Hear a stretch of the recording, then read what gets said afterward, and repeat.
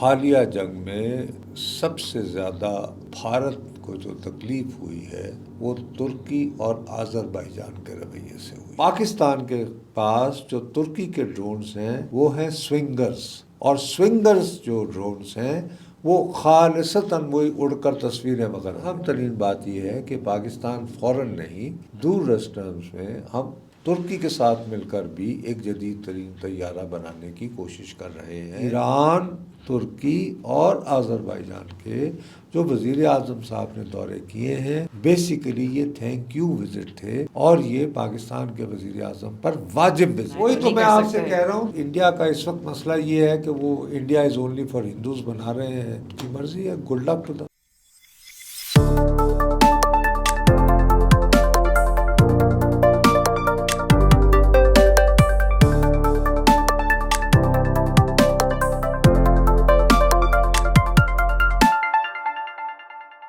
السلام علیکم خواتین و حضرات، وی نیوز کے ساتھ میں ہوں دو ابصار۔ ناظرین، پچھلے کچھ دن سے ہم دیکھ رہے ہیں خبروں میں وزیر اعظم اور ان کی ملاقاتیں آذربائیجان میں، ترکی میں، ایران کے سپریم لیڈر کے ساتھ، ساری مسلم کنٹریز ایک ساتھ ایک پیج پر آ گئی ہیں، اور شاید پاک انڈیا جنگ کے بعد یہ چیز کچھ زیادہ ہی وائرل اس لیے ہو رہی ہے کیونکہ انڈیا کو بھی یہ بات پسند نہیں آ رہی کہ مسلم کنٹریز پاکستان کو اتنا سپورٹ کیوں کر رہی ہیں۔ ساتھ شہباز شریف صاحب یہ کہتے ہیں کہ ہمیں زیادہ سے زیادہ اکنامک اور اسٹریٹجک ٹائز اپنے امپروو کرنے کے لیے مسلم برادران کے ساتھ ایک اچھی ریلیشن شپ بنا کر رکھنی چاہیے، جس میں انہوں نے خود ہی فیصلہ کیا کہ وہ ہر مسلم کنٹری میں جا کر وزٹ کریں گے، ان سے بات کریں گے اور پاکستان کو سپورٹ کرنے کا شکریہ ادا بھی کریں گے۔ اس کے بعد پاکستان کو کوئی اکنامک بوسٹ مل سکتا ہے کیا؟ اسٹریٹجکلی پاکستان کی پوزیشن امپروو ہو سکتی ہے؟ کچھ تو امپروومنٹ ہم نے دیکھی ہے پاک انڈیا جنگ کے بعد، لیکن اس کے بعد اس کا فیوچر کیا ہے، اور کیا واقعی پاکستان فائنلی اکنامک اسٹیبلٹی کی طرف جا سکتا ہے یا نہیں؟ اس بارے میں نصرت صاحب سے بات کرتے ہیں اور دیکھتے ہیں کہ کیا یہ صرف ڈپلومیٹک ریلیشنز تک ہی لمیٹڈ رہیں گی چیزیں، یا ان میں آگے بھی کوئی بہتری نکل سکتی ہے۔ السلام علیکم نصرت صاحب۔ جی السلام علیکم۔ نصرت صاحب کافی ٹورس کر رہے ہیں وزیر اعظم، اور مسلم کنٹریز میں جا کے بات کر رہے ہیں، سپورٹ آفر کر رہے ہیں۔ جو انٹرو ہے آپ اس میں یہ کر رہی ہیں، آپ اس کو بہت زیادہ پھیلا رہے ہیں۔ جب آپ کہہ رہی ہیں نا مسلم کنٹریز، تو مسلم کنٹریز تو بہت زیادہ ہیں، وہ شروع ہوتے ہیں موراکو اور سعودیہ ہے، قطر ہے۔ بنیادی طور پر اگر آپ بہت یعنی ریئلسٹک ٹرمز میں اس کا جائزہ لیں تو یہ جو دورے جو یہ پرائم منسٹر صاحب نے کیے ہیں، اس کا ٹائٹل ہے دی دیور تھینک یو وزٹس، پاکستان کو سپورٹ کرنے کے لیے۔ حالیہ جنگ میں سب سے زیادہ بھارت کو جو تکلیف ہوئی ہے وہ ترکی اور آذربائیجان کے رویے سے ہوئی ہے،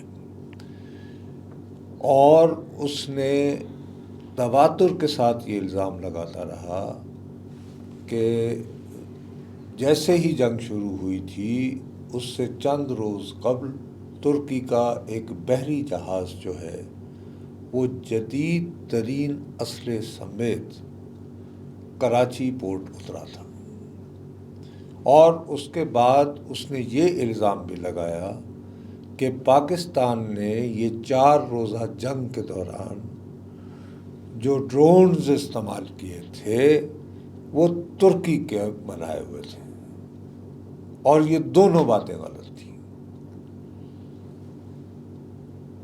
باوجود اس کے کہ یہ ساری کی ساری فیک نیوز تھی، انڈیا میں سوشل میڈیا کے ذریعے بہت اسٹرانگ موومنٹ چلائی گئی کہ ترکی کا اقتصادی بائیکاٹ کیا جائے، وہاں پر ہمارے جو ہیں لوگ اس کو وزٹ کرنے نہ جائیں، وہاں کی اشیاء نہ خریدی جائیں، اور ساتھ ہی آذربائیجان پر بھی یہ الزام لگا کہ اس نے بھی ہمیں ڈرونز فراہم کیے ہیں۔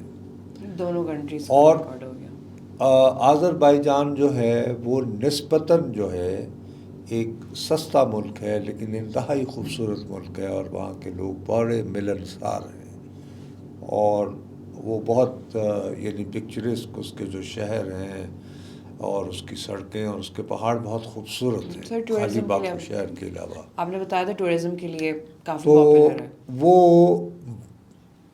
ہم جیسے ملکوں کے لیے جیسے پاکستان یا بھارت ان کے سیاحوں کے لیے نسبتاً ارزاں ملک ہے. تو بھارت میں یہ ٹرینڈ بن رہا تھا کہ جو نوبیاہتا جوڑے ہوتے تھے وہ ہنی مون کے لیے آذربائیجان جاتے تھے. تو کہا جی اس کا بھی بائیکاٹ کریں. بس غصہ تو نکالنا ہے نا سر. اب سب سے پہلی بات یہ ہے کہ حقیقت بنیادی یہ ہے کہ ترکی کا جو ایک بحری جہاز تھا وہ یقیناً آیا تھا، لیکن وہ کمرشل جہاز تھا اور وہ جنوبی کوریا سے ترکی جا رہا تھا، اور راستے میں ری فیولنگ کے لیے یہ عام پریکٹس ہے کمرشل کہ جب ان کا جہاز جو ہے اس کو ری فیول کرنا ہو تو وہ کسی نہ کسی پورٹ پر رکتے ہیں. تو وہ اس لیے کراچی پورٹ. اس کا اسلحے سے کوئی لینا دینا نہیں تھا، لیکن ایک جھوٹا الزام لگا دیا گیا. اس کے بعد یہ کہ پاکستان نے ترکی سے یقیناً کچھ ڈرونز لے رکھے ہیں، لیکن ڈرونز جو ہیں ان کی دو قسمیں ہوتی ہیں. ایک ڈرونز جو ہوتے ہیں وہ اوپر فضا سے بغیر پائلٹ کے گھوم کے تو وہ تصویریں نگرانی جاسوسی ٹائپ آپ کہہ لیں کرتے ہیں، اور ایک وہ ہوتے ہیں کہ ان کے ساتھ آپ کچھ اسلحہ بھی لگا سکتے ہیں جس کو پے لوڈ بولتے ہیں جنگی زبان میں. تو وہ کہیں گئے تو چونکہ اس کو پائلٹ چلا نہیں رہا ہوتا، کسی انسانی جان کا زیاں نہیں ہو سکتا، تو آپ اس کے ذریعے کوئی گولہ بارود یا بارودی مواد پھینک کے کوئی چیز تباہ کر سکتے ہیں.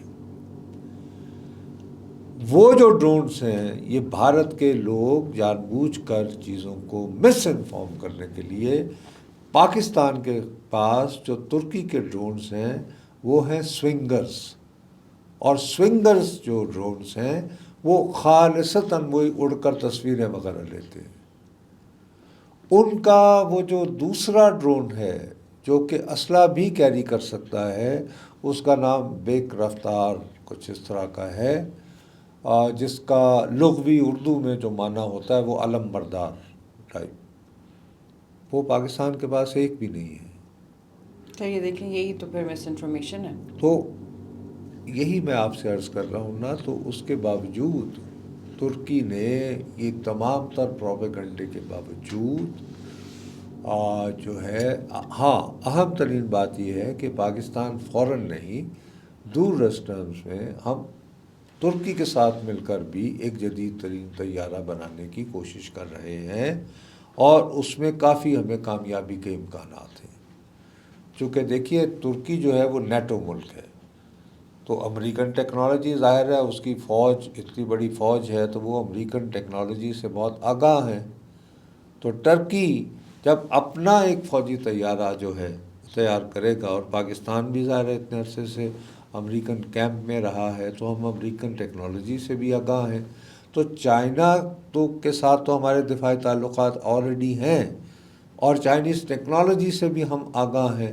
اس طرح ہم دونوں مل کے پاکستان اور ترک جو ہیں ہم ایک پیرلل ٹیکنالوجی بھی اپنے لیے حاصل کر سکیں گے ایک اور نوعیت کا. یعنی ہمارے پاس چینی ساخت کے طیارے بھی ہو سکتے ہیں اور امریکن ٹیکنالوجی پر بیسڈ ہمارے اپنے بنائے ہوئے طیارے بھی ہو سکتے ہیں. دونوں مطلب ہو سکتے ہیں، لیکن یہ مستقبل کی بات ہے. ان تمام الزامات کے باوجود بھارت کے لوگوں کو یہ اندازہ ہی نہیں ہے کہ ترکی کی صرف 0.3%، 3% بھی نہیں اشیاء انڈیا جاتی ہیں. یار نہ خریدو. 0.3%. بتا رہا ہوں نا. اور انڈیا جو ہے وہ تقریباً 3 لاکھ انڈینز وہاں جاتے ہیں سیاحت کے لیے. ٹرکی میں نہ جائیں کیونکہ وہاں تو تقریباً استنبول میں تو ہر وقت جو ہے وہ سیاحوں کا ہجوم ہوتا ہے. اور تو میں عرض یہ کرنا چاہ رہا ہوں کہ اس کے باوجود یہ جو تمام تر جو اتنا پروپیگنڈا ہوا، اس کے باوجود ترکی کے صدر رجب اردوان صاحب یہ ترکی کی پارلیمان میں کھڑے ہو کر پاکستان کا کھل کر ساتھ دیتے رہے. اچھا اب وہ کوئی بھارت کے لیے چنبے کی بات نہیں ہونی چاہیے تھی. دیکھیے قبرص ایک جزیرہ ہے، اس میں یونان اور ترکی کی آپس میں چپکلش ہوئی اور وہ دو حصوں میں بٹ گیا. اب جو ترکوں پر مشتمل جو قبرص ہے اس کو ایک علیحدہ ملک کے طور پر پاکستان نے تسلیم کر رکھا ہے آج سے کئی دہائیاں قبل. اس کا یہاں پہ سفارت خانہ ہے. ہمارے لوگ جو ہیں وہ وہاں پہ جو یونیورسٹیز ہیں وہاں پہ ہمارے اسٹوڈنٹس بھی پڑھتے ہیں, ہمارے ٹیچرس بھی پڑھاتے ہیں, کیونکہ نسبتاً وہ یونیورسٹیز جو ہیں وہ ان کا معیار اچھا ہے اور یعنی فیس بھی واجب ہے. ٹھیک ہے نا. تو اسی طرح آذربائیجان جو ہے, آذربائیجان کا ہم نے جو ہے آج سے نہیں, جب ان کی آرمینیا کے ساتھ جنگ ہو رہی تھی اور آرمینیا نے ان کے علاقوں کو جب انہوں نے واپس لیے ہیں, وہاں سے انہوں نے آذری نکالے تھے, اس وقت آذربائیجان جو ہے وہ معاشی اعتبار سے بہت کمزور ملک تھا. تو پاکستان جو ہے وہ آذری جو آرمینیا والوں نے زبردستی دیس نکالا جن کو دیا تھا, وہ بیچارے مہاجر کیمپوں میں تھے, تو ان کے لیے خیمے, گرم کپڑے اور یعنی ادویات وغیرہ ہم یہاں ہمارے پاکستان سے محترمہ بینظیر بھٹو اس وقت وزیر اعظم تھیں, سردار اعظم, اور جو پہلی کھیپ گئی تھی اس میں اس وقت کے وزیر خارجہ سردار آصف احمد علی صاحب کے ساتھ ان کے ساتھ کیا تھا. تو آذری اس وقت سے ہمارے ساتھ پیار کرتے ہیں. پیار مشکل کی اس گھڑی میں جب ہم تازہ سوویت یونین سے الگ ہوئے تھے. اب وہ ہے وہ تیل کی دولت سے مالا مال ملک ہے. لوگوں کو یہ اندازہ نہیں ہے, دنیا میں تیل کی پہلی مرتبہ جو مارکیٹ یعنی کہ جس کو آپ یعنی کہ یوں کہ پیٹرول پمپ میں استعمال کر سکیں, تو یہ باکو میں ہوا تھا جو کہ آذربائیجان کا دارالحکومت کیپٹل ہے. تو بیسیکلی یعنی پرائم منسٹر صاحب وہاں گئے. دوسرا یہ کہ ایران کے آپ کو یاد ہوگا ان دنوں ایران بھی بھارت اور پاکستان کے ساتھ مستقل یہ کہ سیز فائر کے لیے رابطے میں تھا. اب بھارت کا مسئلہ یہ ہے کہ وہ ایران کے ساتھ ویسے تو بڑی دوستی کے وغیرہ کی باتیں کرتا ہے, لیکن ظاہر ہے امریکن کیمپ میں ہونے کی وجہ سے وہ ایران کے ساتھ اس نے جو وعدے وعید کر رکھے ہیں ان پہ پورا نہیں اترتا. تو وہ چاہ بہار کو صرف ایک کاؤنٹر پاکستان ایک اس کے لیے استعمال کرنا چاہتا ہے. اس کے باوجود ظاہر ہے کہ ایران کے ساتھ ہمارے تہذیبی, ثقافتی, ہمسائے ہم رشتے اتنے گہرے ہیں. تو ایران, ترکی اور آذربائیجان کے جو وزیر اعظم صاحب نے دورے کیے ہیں, بیسیکلی یہ تھینک یو وزٹ تھے, اور یہ پاکستان کے وزیر اعظم پر واجب وزٹس تھے کہ انہوں نے پاک بھارت جنگ کے دوران ہمارا ڈٹ کر ساتھ دیا اور کھل کر ساتھ دیا.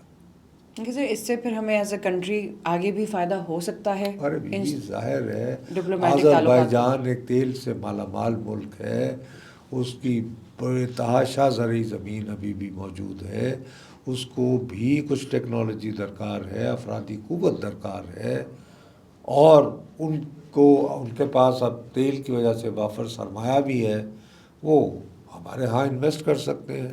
اور ترکی کا تو ویسے ہی ہمارے ساتھ اکنامک جو ہے کافی بڑھ رہے ہیں تعلقات, اور مزید بڑھنے چاہیے اور بڑھیں گے. تو سر وہی بات ہے نا, انڈیا سے پھر یہ چیزیں برداشت تو نہیں ہوں گی, انہیں پسند تو نہیں آئے گا. ارے بی انڈیا والے مزے یہ کہ یہ ترکی جو ہے اور اس کے ساتھ انڈیا کے تعلقات چھوڑو, یہ مہاتما گاندھی جو ہے تحریک خلافت کی حمایت کیوں کر رہے تھے؟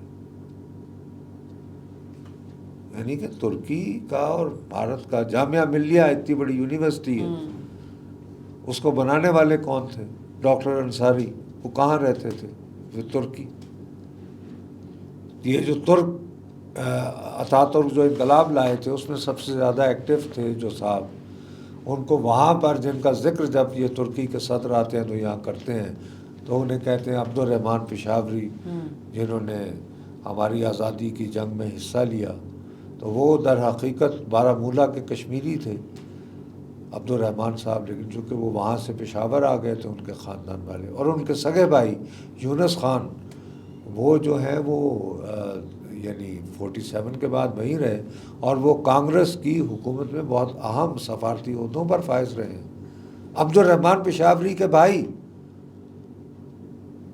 سر وہی تو بات ہے نا کہ اس لیے اگر یہ موجودہ جو بھارتی حکومت ہے وہ چیزوں کو فقط جو ہے وہ ہندو انتہا پسندی کی نگاہ سے دیکھتی ہے تو اس میں میرا تو قصور نہیں ہے. سر وہ تو آئی تھنک ہر چیز کو ہی ہندو انتہا پسندی کی نظر سے دیکھتے ہیں. اور مودی آپ بی کے جے پی. دیکھنے والوں کے لیے ایک میں اہم ترین آپ کو بات بتا دوں. آپ کو پتہ ہے نا ایک لداخ بھی ہوتا ہے, ٹھیک ہے. لداخ میں چینی زبان کے بعد لداخی زبان کے بعد جو سب سے بڑی زبان بولی جاتی ہے وہ ترکی ہے, کیونکہ وہاں ترک تاجروں کی نسلیں آباد ہیں, ارغون انہیں کہتے ہیں, اور انہی کے نام سے, ترکوں کے نام سے ہی وہاں کی لداخ جو بھارت نے اب الگ کر لیا ہے جموں اور کشمیر کی ریاست سے, تو وہ جو ہے وہ آپ اس کا نام گلوان وادی ہے, اور گلوان جو ہے یہ ترک نام ہے. اور وہاں پر سر تو وہاں اگر پر آپ نے ٹرکش سیٹلرز آباد ہیں نسلوں سے. نسلوں سے بھائی, تو سر پھر وہ ٹرکش روٹس تو انڈیا میں بھی ہیں نا, وہی تو میں آپ سے کہہ رہا ہوں. تو وہ اگر انڈیا کا اس وقت مسئلہ یہ ہے کہ وہ India is only for Hindus بنا رہے ہیں اور ان کی مرضی ہے. Good luck to them. Sir India only for Hindus تو تک ٹھیک تھا, وہ تو ساؤتھ ایشیا کو بھی کچھ ایسا ہی کرنا چاہ رہے تھے جو بتا دیا کہ نہیں ہو سکتا, ناٹ دیٹ سمپل.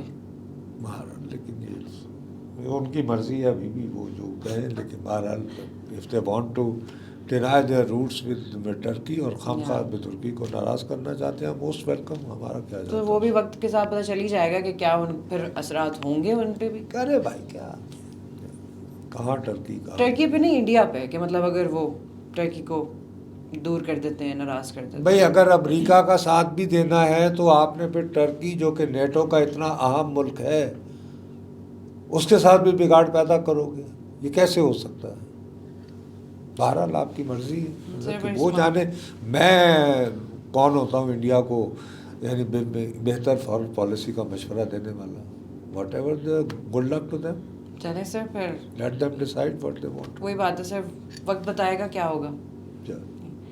ناظرین وہی بات ہے کہ انڈیا کو یہ سوچنا چاہیے کہ اس وقت فیصلہ اسمارٹ ڈیسیجنس کا ٹائم ہے, جذباتی فیصلے کرنے کا نہیں, کیونکہ اس طرح اوبویسلی ایک ملک ہے آئسولیٹ ہو گیا ڈپلومیٹکلی, تو پھر آگے وقت ہی بتائے گا کہ کیا ہوگا. اب تک کے لیے اتنا ہی, ملتے ہیں اگلی ایپیسوڈ میں. وی نیوز سے میں ہوں دو ابصار. اللہ حافظ.